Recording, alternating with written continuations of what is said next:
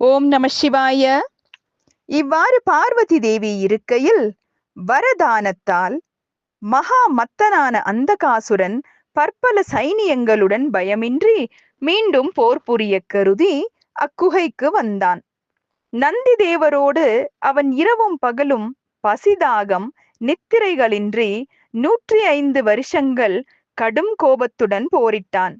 கட்கம், குந்தம், பிண்டி, பாலம், கதை, புசுண்டி, அஸ்திரங்கள், அர்த்த சந்திர பானங்கள், எரிந்து கொண்டிருக்கும் நாராசங்கள், தீக்ஷண்யமான சூலம், மழு, தோமரம், பர்வதம், விருக்ஷம் முதலிய பலதிர படைகளால் அதிவினோதமான யுத்தம் செய்தான்.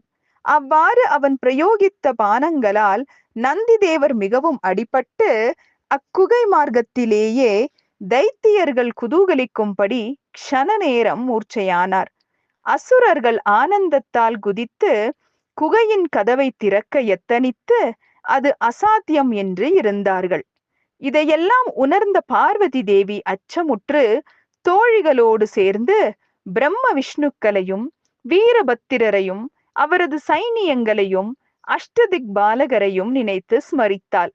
இவ்வாறு நினைத்தவுடனேயே பிரம்மா, விஷ்ணு, முனிவர்கள், சித்தர்கள், நாகர்கள், குய்யக்கர்கள் யாவரும் வந்தார்கள். அந்த புறத்தில் இருக்கும் மகாராணியாதலின் அம்மகா தேவியை தரிசிக்க எல்லோரும் பெண் வடிவங்கள் எடுத்து தங்கள் சைனியங்களுடன் குகைக்குள் சென்று தங்கள் திவ்ய ரூபங்களை காண்பித்தார்கள். பெண் வடிவு ஏற்று வந்த தேவமுனி கணங்களுக்கும் பார்வதி தேவியோடு பெருந்துணியோடு உரையாடிய போது குகை முழுவதும் எதிரொலி உண்டாயிற்று. அதன் பின்னர் பார்வதி தேவி அவர்களை எல்லாம் சேனையாக கொண்டு போர் புரிய திருவுள்ளம் கொண்டாள். அப்பொழுது அவரவர் தங்கள் சங்கங்களை பூரித்து யுத்த பேரிகை முழங்கினார்கள். அவ்வோசையை கேட்ட நந்தி தேவர் மூர்ச்சை தெளிந்து எழுந்து ரதத்தில் ஏறி அநேக வகையான ஆயுதங்களால் அசுரர்களை அடித்து கொண்டிருந்தார். இதற்குள் பிரம்மனிடத்தில் தோன்றிய பிராமி என்னும் சக்தி மகா கோரமாய் உக்ரஸ்வரூபத்துடன் குகை முகத்திலிருந்து புறம் போந்தாள். விஷ்ணுவினிடம் தோன்றிய நாராயணி என்னும் சக்தி கதை, சங்கு, சக்கரம், வில், பழுக்க காய்ச்சின கத்தி முதலியவற்றை ஏந்தி இரத்த நிறத்தோடு வந்தாள். இந்திரனிடம் தோன்றிய சக்தி வஜ்ராயுதமேந்தி 1000 கண்களோடு அசுரர்கள் நடுங்கும்படி தோன்றினாள்.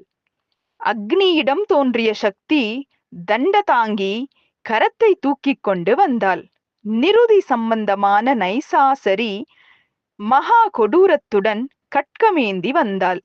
யம சம்பந்தமான சக்தி வருணாஸ்திரம் தரித்து போர் புரிய கருதியும், வாயு சம்பந்தமான சக்தி அங்குச பாசம் தரித்து பிரளய கால வாயுவை வீசிக்கொண்டும், குபேர சம்பந்தமான சக்தி யசேஸ்வரி ஊழி தீயை நிகர்த்த கதையை கரத்தில் ஏந்தியும் போராட வந்தாள்.